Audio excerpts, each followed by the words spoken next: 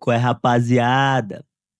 No vídeo de hoje a gente vai falar sobre Tech Assessments, que nada mais são que os testezinhos que você faz nos processos seletivos, que estão ficando cada vez mais difíceis, né, chatos, mas que são muito comuns nos processos seletivos para gringa, principalmente para os Estados Unidos, que é do que se trata essa série de vídeos.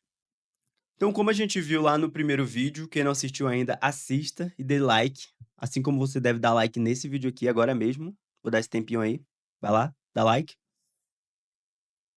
A Tech Assessment é uma etapa que acontece antes da Tech Interview, e ela existe basicamente para poupar tempo do entrevistador. A Tech Interview também é muito comum quando você está trabalhando com uma consultoria, né. Antes da consultoria te passar para a empresa que você vai fazer o teste da Tech Interview, a consultoria te aplica uma prova para saber se você está apto a ser apresentado para o cliente, né. Para os cara também não passar vergonha te mandando e sendo que você não tem nem os requisitos mínimos.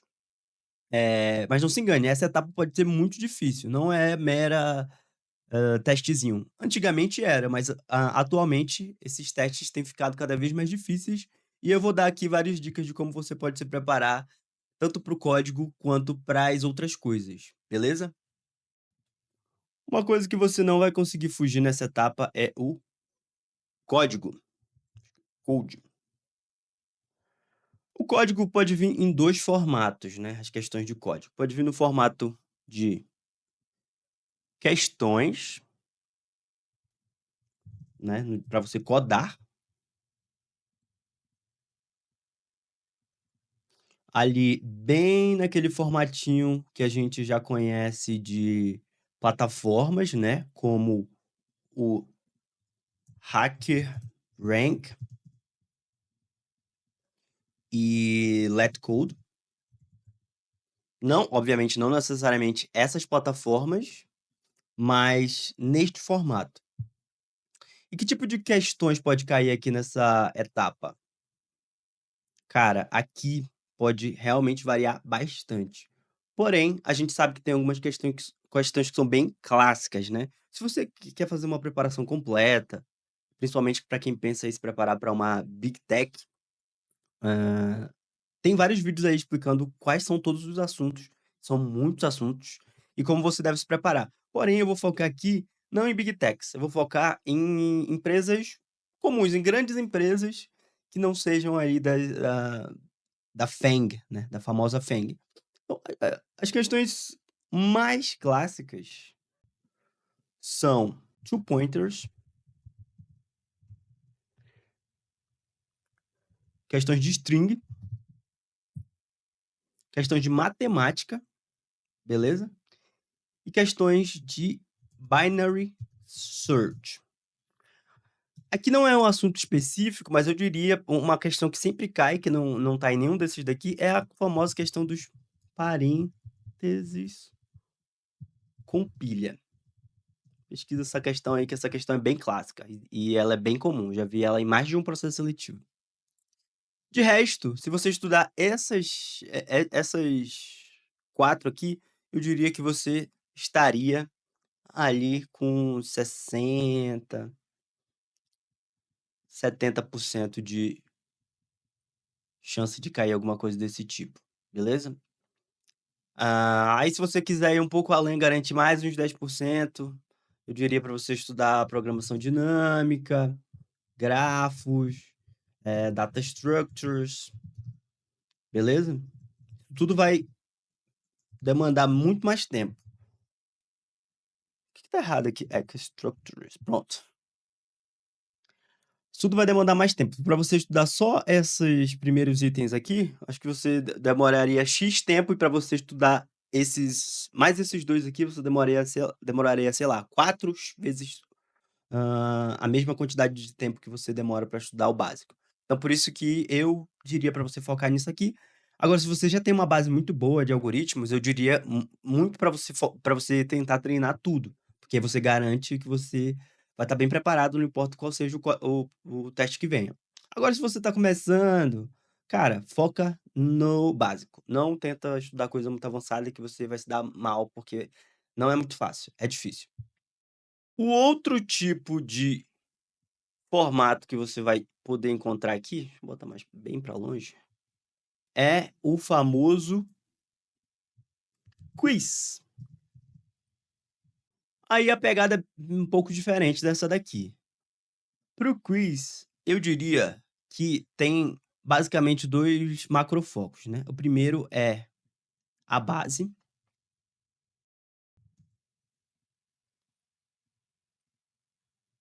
e o segundo são as coisas específicas.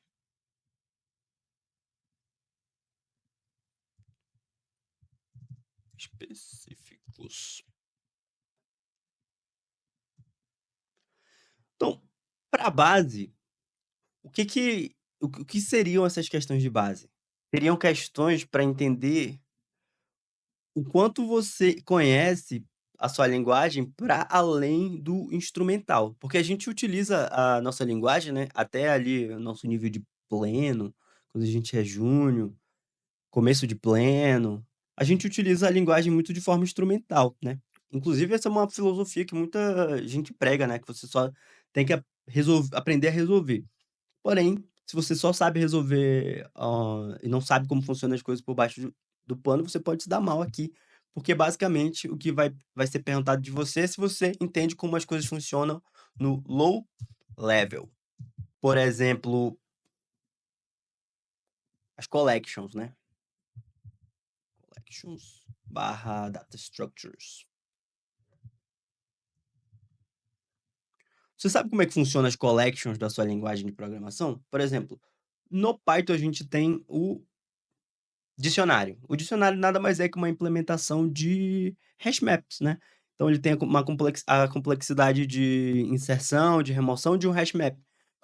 E, portanto, tem todos os benefícios e também os malefícios, né. Tem o ônus e o bônus de ter um hash map. Mas você sabe quais são esses ônus e esses bônus? Você sabe qual é a complexidade de tempo? Você sabe como é que funciona isso no low level? Você sabe como é que acontece? E quando eu digo no low level, eu digo basicamente como é que isso vai se comunicar com o SO, em relação à memória, tempo, né, complexidade de tempo, ou você pode até colocar aqui Big O, né, e também CPU, né, no caso do paralelismo. Então, as questões de base que vão cair é nesse contexto. Então, toda vez que você estiver se preparando para um testezinho desse, você tem que começar a olhar para a linguagem que você utiliza todos os dias, para os recursos que você utiliza todos os dias e começar a se perguntar em relação a isso. Como é que funciona esse cara que eu estou usando aqui em relação à memória, em relação a tempo? Como é que é o Big O? Será que, tem alguma relação com a porcentagem de CPU que eu utilizo? Então tudo isso você tem que começar a se perguntar. Então, a partir disso você consegue, pensar em o que seriam boas perguntas, né. Um exemplo disso são as collections, você tem que estudar, é uma coisa muito básica que é a coisa que vo primeira coisa que você precisa se preparar em relação às collections que você utiliza todos os dias, né. Se você usa listas dinâmicas, filas, hash tables, tudo isso você tem que começar a olhar de uma maneira mais, menos como um desenvolvedor e mais como alguém que está querendo entender como isso funciona de verdade por debaixo dos panos. E a outra coisa que eu diria, que é dentro dessa base e também dentro de tudo isso, né, low level, memória, tempo, Big O, CPU, é a questão do paralelismo e multiprocesso. Como que a sua linguagem lida com paralelismo e multiprocesso? Como que isso funciona na sua linguagem? Isso é uma coisa que você deve também se preocupar bastante, beleza? Então aqui você tem basicamente um caminho das pedras de como você deve se preparar. Eh, eu não tenho como dizer o que vai cair exatamente, mas, vai ser alguma coisa nesse caminho, beleza? Você pode ter certeza que vai ser alguma coisa nesse caminho. Pensa no low level, para além do instrumental. É assim que você se prepara e é assim que você estuda as coisas da base da sua linguagem.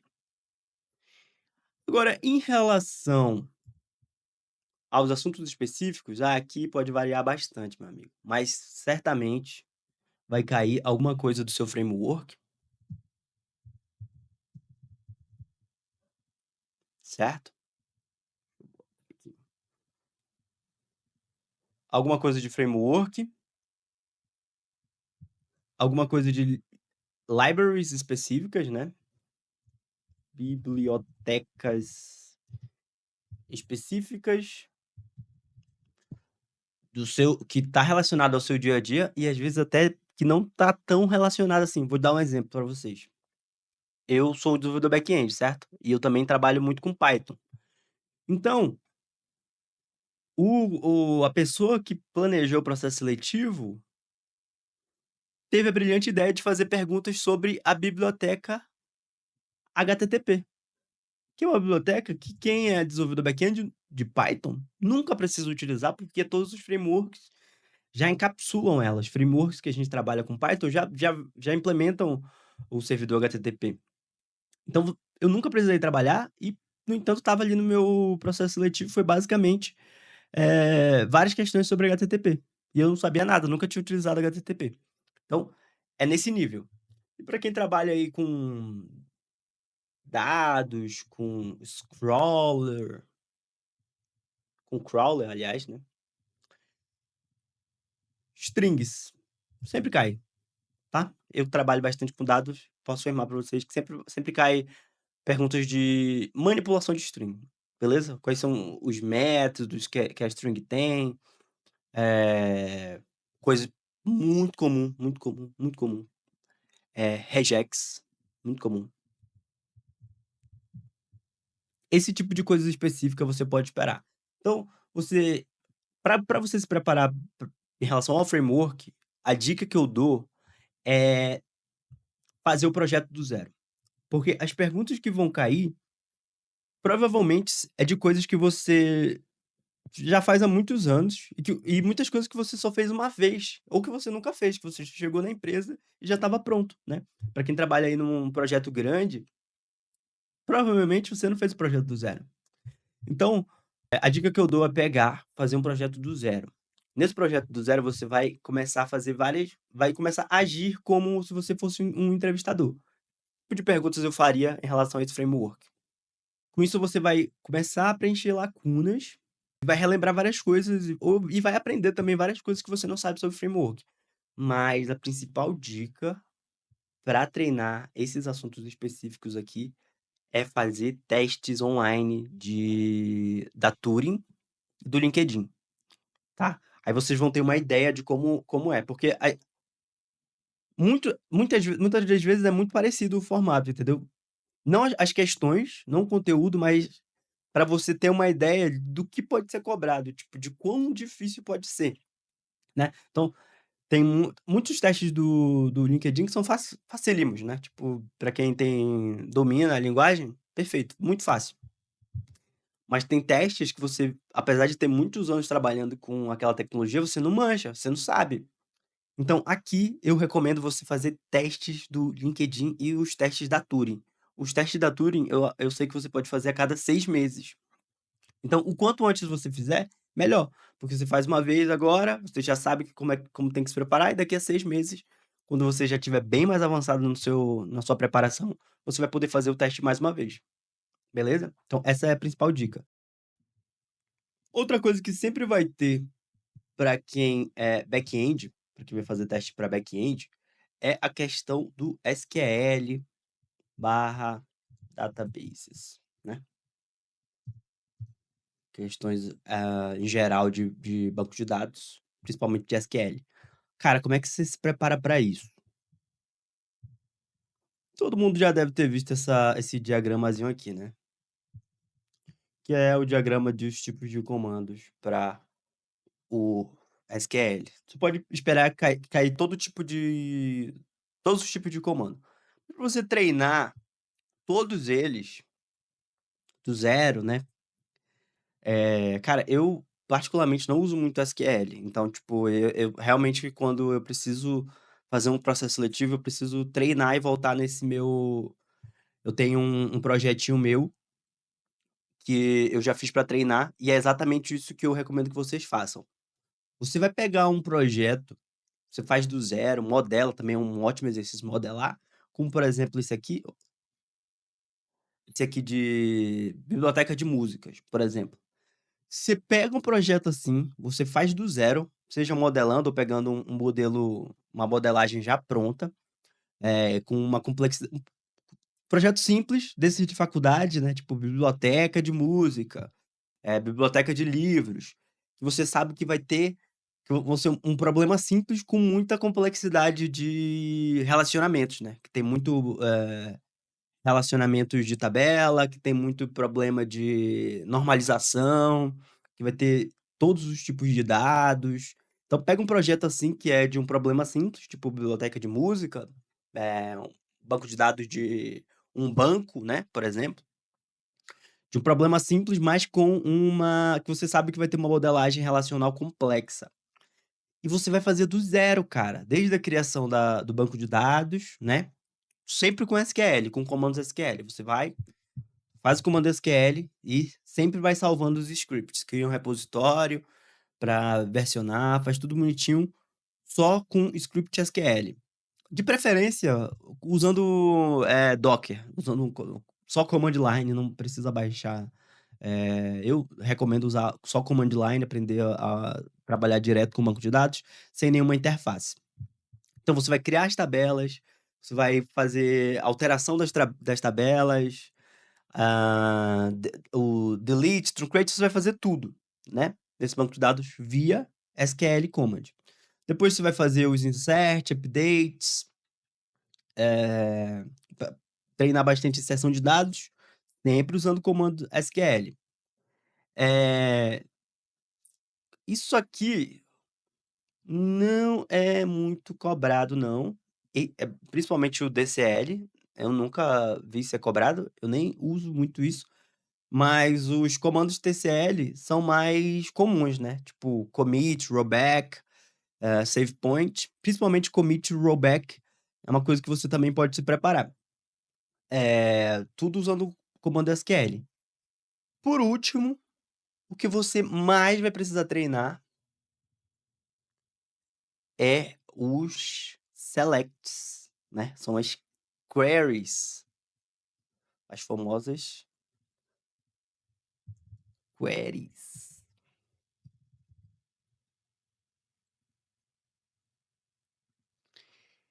Principalmente os joins, né, os famosos joins. Se tiver uma questão de SQL, se tiver questões de SQL na sua prova, certamente vai ser, se tiver que ter só uma questão, os cara: "Pô, só tem uma questão para fazer", certamente essa questão que ele vai fazer vai ser uma questão de join. Aí depois de queries com join, outras coisas que podem cair, em relação a fazer order by, né, fazer os group bys. Tudo isso aqui pode estar caindo aqui nas suas queries. Você tem que praticar todos os tipos de query. Uma vez que seu banco de dados está pronto, seu projeto de dados está pronto, você começa a pensar em features para ele, sabe? Todos os tipos de relatório possíveis, não só pensando no usuário final, mas pensando em relatórios. Tudo isso para praticar o máximo de queries possíveis, beleza? E outra coisa que sempre cai também é o alter table. Eu diria que esses são, tipo, dos comandos que você precisa estudar, é o select, né, as queries, e o alter table também sai bastante, beleza? E mais uma coisa que sempre cai para back-end é comandos Linux. Comandos e com alguns conceitos, né? Então, cara, como que você se prepara para quem utiliza Linux no dia a dia, utiliza mesmo de forma ali, para além do basicão, né, do CD, MV, quem realmente gosta de utilizar Linux, usando os comandos de busca, de lista avançada, não precisa se preocupar que não vai fugir nada além disso. Porém, quem não utiliza muito Linux, eu recomendo que você estude você vai pesquisar quais são os assuntos, comandos que você tanto os assuntos quanto os comandos, o nível necessário que você tem que saber para ter, por exemplo, uma certificação LPI da Linux, que é tipo Essential, acho que é assim que fala. Essentials. LPI Linux Essentials, acho que é essa, é a mais básica lá da LPI. E aí vai ser tudo que é básico, né? Tipo, todos os comandos básicos do Linux que o usuário básico precisa saber e alguma coisa sobre Bash script também você vai encontrar aqui, né? Então, Bash script também é uma coisa que você se você treinar aqui a partir do LPI Linux Essentials, também vai certamente ter alguma coisa sobre o Bash script. Então, para você estudar Linux, é uma coisa que certamente pode cair, não é sempre, mas é muito comum cair. E uma coisa que a gente sempre deixa a desejar, né? Por exemplo, onde eu mais me dou mal aqui é quando cai questão de Bash script, porque eu, sinceramente, só copio e colo da internet, nunca faço meus próprios Bash scripts, não sou um manjão de Bash script, mas saiba que é uma coisa que pode cair com certeza ali no seu teste assessment. Cara, e outra coisa que eu não sei se eu já comentei, mas tudo que eu tô falando aqui pro teste assessment é válido pro code interview, tá? Tudo que a gente vê aqui, tudo que você estiver se preparando pro tech assessment, certamente também pode ser perguntado lá no seu code interview, na sua tech interview.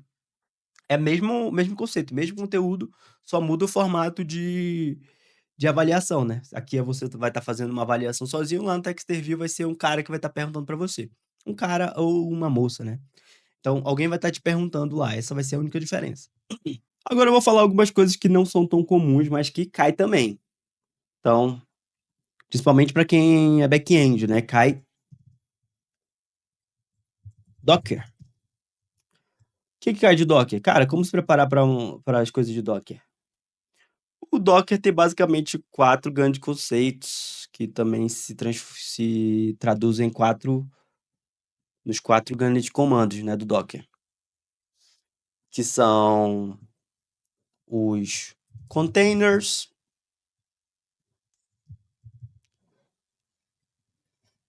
as images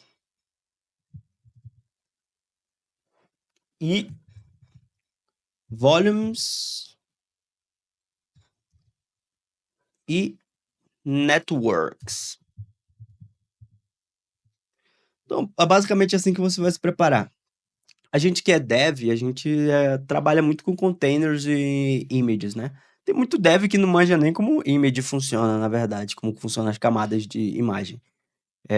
Pretendo até fazer vídeos sobre isso. Se o pessoal engajar aí, eu acho que eu vou fazer vídeos sobre Docker no futuro. Tem muita gente que não entende muito bem nem como images funcionam, como criar algumas otimizações para imagens.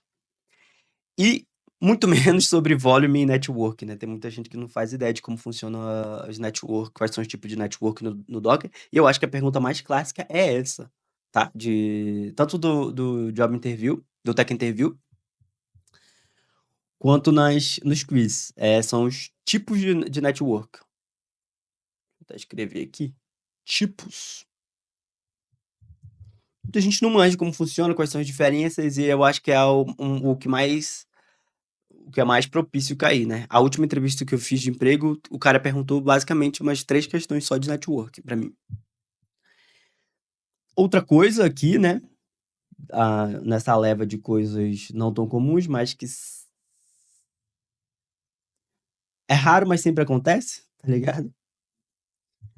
É em relação aqui é mais pra quem é full stack, em relação ao browser.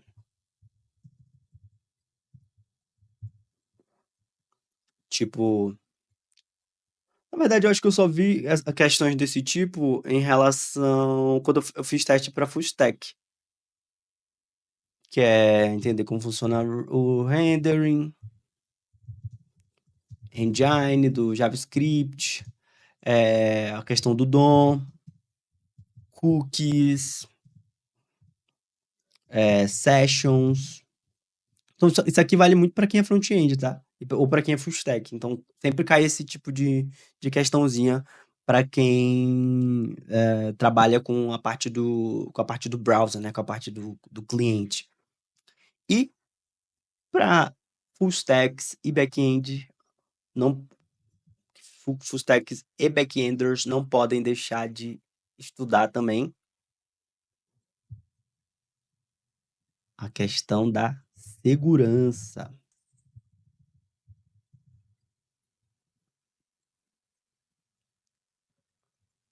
O que pode cair de segurança? Cara, SSL. Primeira coisa que você precisa estudar, quem não manja de SSL, a primeira coisa que você precisa fazer agora é começar a aprender SSL. Não importa se você é front ou back-end, SSL é muito importante. Aí depois vem as coisas mais de como utiliza HTTP, né? Vou até mudar isso aqui de segurança para network. Como funciona, quais são os tipos de dados que você pode passar, né? Então você tem o header, você tem o body, você tem a URL, como é que funciona essa montagem de URL, né? Quais são os padrões de montagem de URL, né? Em relação a query também. Então tudo isso pode cair aqui em perguntas sobre HTTP e network, beleza? E também, para quem é back-end, authentication. Para quem é front-end, cookies e session. Beleza? Mas autenticação também é uma coisa que é raro, mas acontece, né? É raro, mas sempre acontece. Se você tiver ali trabalhando para uma vaga de back-end que exige ali um domínio bom de segurança, né? E isso vale muito mais para quanto mais maior o seu nível de senioridade, mais provável que vai cair questões assim cara, outra coisa aqui da HTTP, que é muito clássico, que tu não pode vacilar, que é muito fácil também. Sabe quando tu pô, esqueci o que significa. Os status codes. Aí aqui também funciona tanto para quem é front como para quem é back. Os famosos status codes, né? Quais são os principais? Cara, são tão poucos, né? Não tem por que não saber o que significa cada status code de erro, por exemplo. Você precisa saber, velho. Se você trabalha com isso, né? Então, então é isso, né, família? Espero que o vídeo ajude. Não esquece de dar like. Falou!